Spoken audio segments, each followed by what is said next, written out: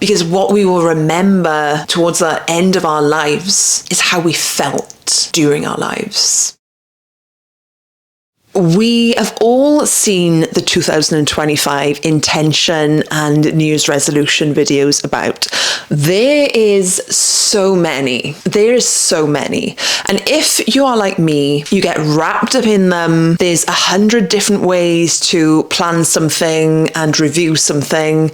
And to be honest with you, it gets a little confusing. And what I find is even in the new year, I've made all these plans. I've written them down. I've created the notes, created the Notion board, and still at the end of January, I haven't ticked any off, or I haven't even begun. So if this is you, or if you relate to anything I've just said, this is the video for you. I'm going to lay this video out into different sections.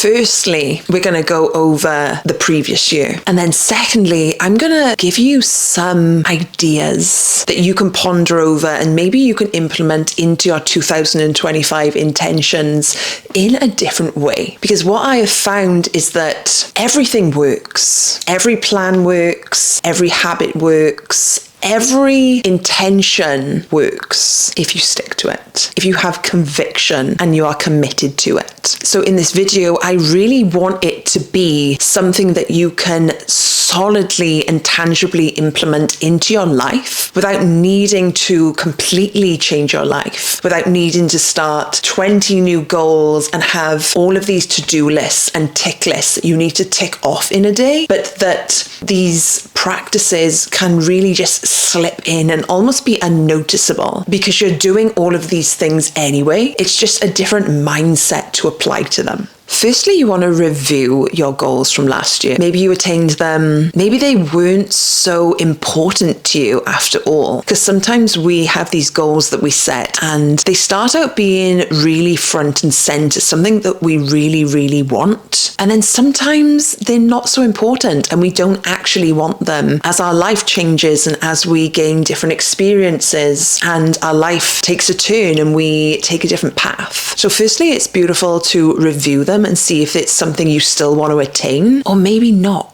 Or maybe it's something you really, really want to do, but you didn't quite get round to doing it. Beautiful. Noticing that. And also noticing any resistance that comes up in your body around that goal. I'll put the video up on the top of the screen here where I recorded a somatic practice to really get to grips and get to know what you want and what resistance is coming up to attaining goals. So for example, if you want to go out and start a new fitness class, but you're so shy and every time you think about booking it, you get worried or your heart starts racing and you start sweating. Instead of focusing on booking the fitness class, maybe the focus is about confidence, trusting yourself, regulating your nervous system. And it's really beautiful to notice that because the goal that you think you want can be attained by really trying to just take a step back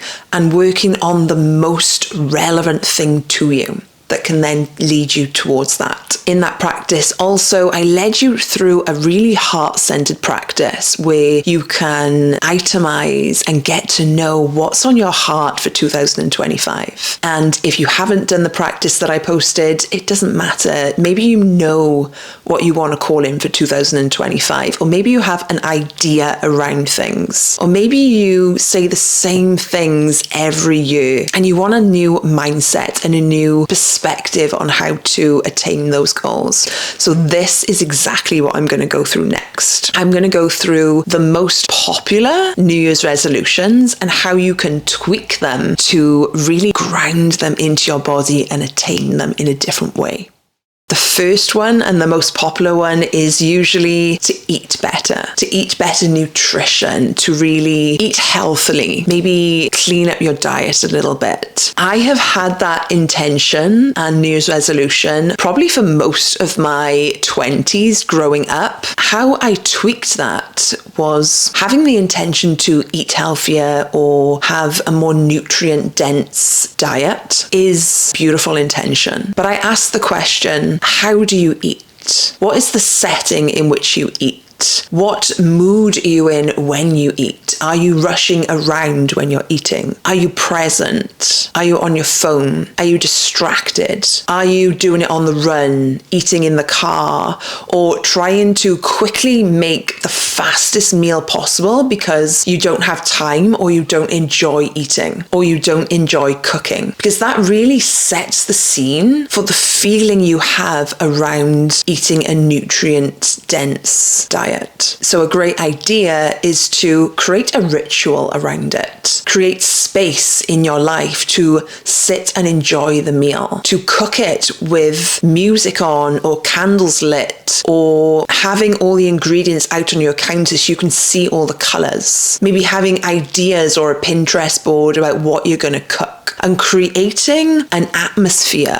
around it, creating a loving, timely atmosphere where you can enjoy looking forward to eating that food, pausing and chewing your food properly, sitting down with no distractions, maybe turning the TV off, turning your phone on silent, and having that time to really enjoy the food, rather than it be something that you're trying to do because you feel like you have to, because you need to achieve something, because you need to achieve a body goal. But the easiest way to enjoy the food is to create a ritual around it and create an atmosphere around it that you will look forward to. And the goal then is going to be so much easier to attain. The next thing I want to talk about is how we talk to ourselves. So if you know that you have maybe a habit of saying not so nice things to yourself, which we can tend to get into these habits of looking in the mirror and judging ourselves, or looking for what's wrong, or picking ourselves apart, getting into these cycles where we don't speak so nicely to ourselves.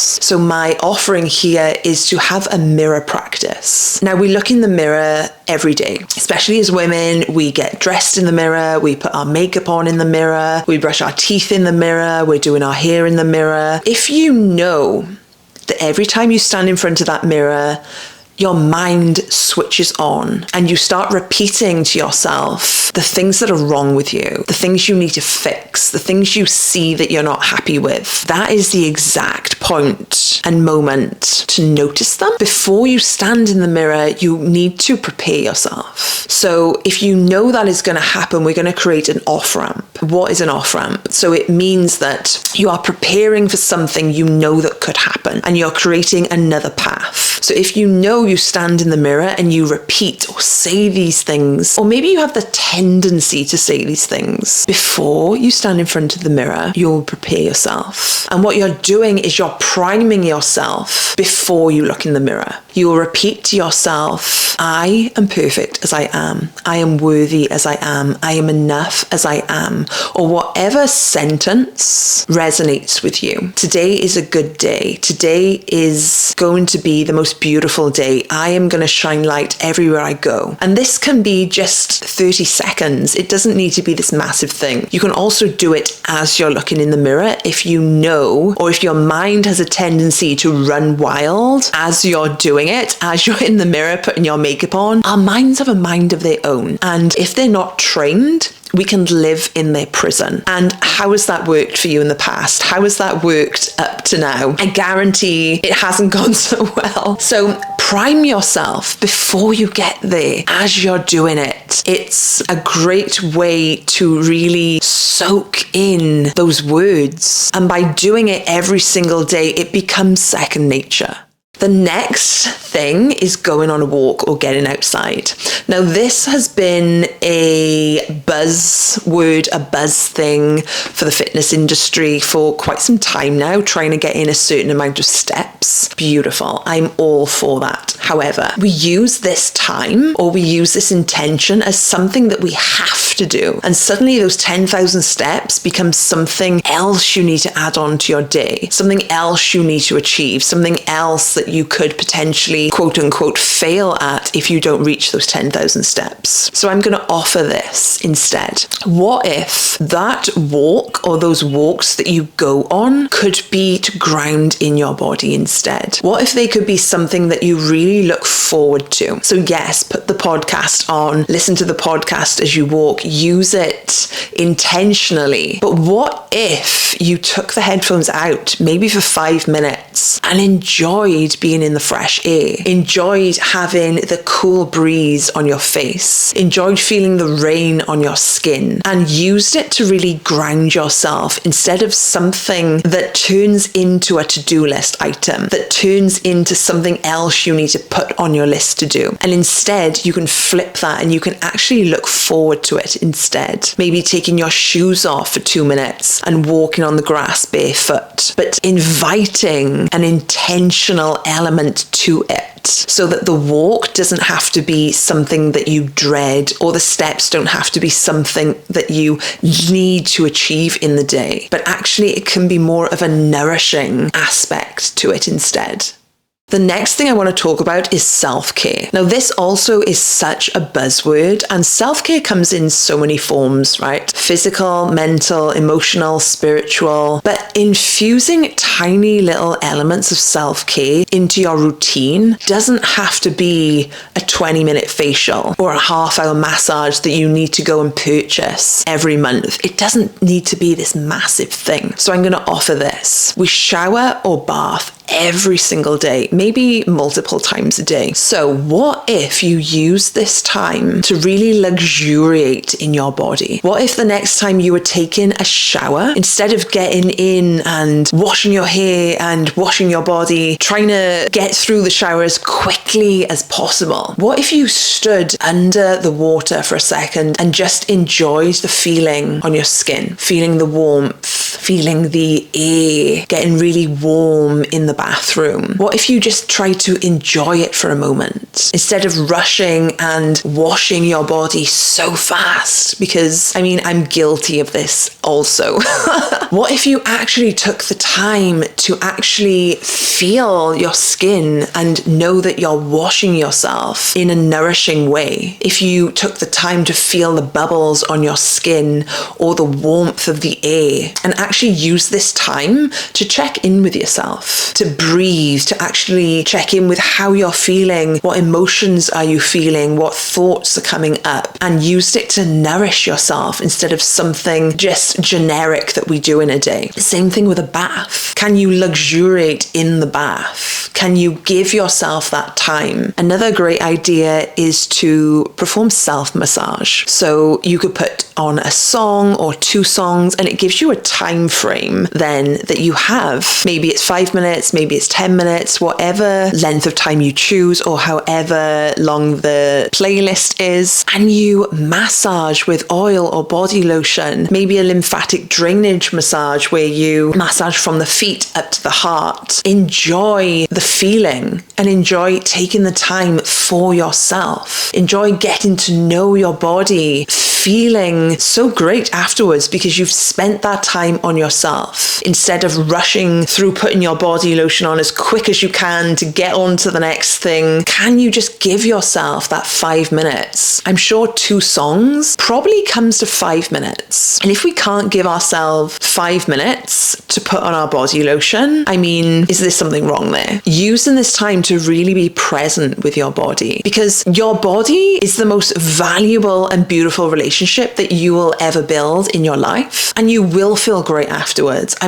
Who does not feel great after a massage, especially if it's free? The next thing that I want to talk about is wardrobe and styling. Now, after Christmas, after New Year, we all have beautiful new garments that we have. But what if your intention could be to just style the clothes you have? What if you could save money, save the environment, not buy fast fashion, and style whatever you have? Use Pinterest. Go through things and styles that you like. Create a board of ideas and really inspire yourself to really create a wardrobe and a styling that you love and that you feel great in. And best of all, it means that you haven't even got to go and buy anything new. You're just using the items you have in your wardrobe. I love to do this because, one, buying clothes is beautiful and I love buying clothes, but not all the time. It can be really, really expensive. And what I find, especially from my younger years, is that I am now getting rid of so many clothes that I haven't even worn. So can you save that money and restyle and reinvent and reinvigorate your own wardrobe, re-inspire yourself to wear your own clothes in a new way and make yourself feel great about it?